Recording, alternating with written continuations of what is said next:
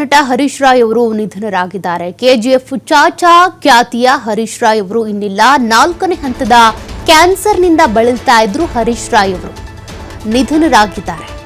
ಇತ್ತೀಚೆಗೆ ಹಲವರು ಇವರನ್ನ ಮಾತನಾಡಿಸಿದ್ರು, ಆರೋಗ್ಯ ವಿಚಾರಿಸಿದ್ರು, ಇವರಿಗೆ ಸಂಬಂಧಪಟ್ಟಂತೆ ಆರ್ಥಿಕ ನೆರವು ಕೂಡ ಕೊಡ್ತಾ ಇದ್ರು. ಆದರೆ ಚಿಕಿತ್ಸೆ ಫಲಿಸದೆ ಕಿದ್ವಾಯಿ ಆಸ್ಪತ್ರೆಯಲ್ಲಿ ಕೊನೆಯುಸಿರೆಳೆದಿದ್ದಾರೆ ಚಾಚಾ.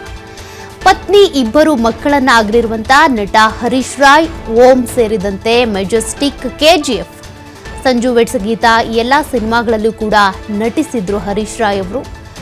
ಕ್ಯಾನ್ಸರ್ ಇದ್ರೂ ಕೂಡ ಆ ಕ್ಯಾನ್ಸರ್ ಜೊತೆಗೆ ಹೋರಾಟವನ್ನು ನಡೆಸ್ತಾ ಇದ್ರು.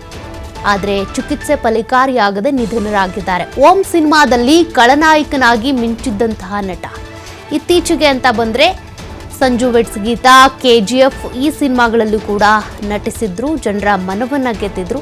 ಖಳನಟನಾಗೂ ಕೂಡ ಜನರ ಮನಸ್ಸನ್ನ ಗೆದ್ದಿದ್ದಂಥ ನಟ ಹರೀಶ್ ರಾಯ್ ಅವರು ನಿಧನರಾಗಿದ್ದಾರೆ.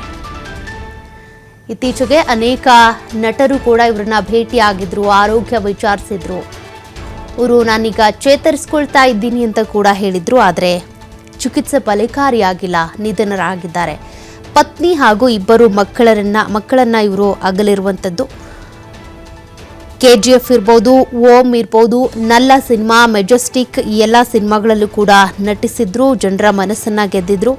ಹರೀಶ್ ರಾಯ್ ಅವರು ಥೈರಾಯ್ಡ್ ಕ್ಯಾನ್ಸರ್ನಿಂದ ಬಳಲ್ತಾ ಇದ್ರು, ಆಸ್ಪತ್ರೆಯಲ್ಲಿ ಚಿಕಿತ್ಸೆ ಪಡ್ಕೊಳ್ತಾ ಇದ್ರು.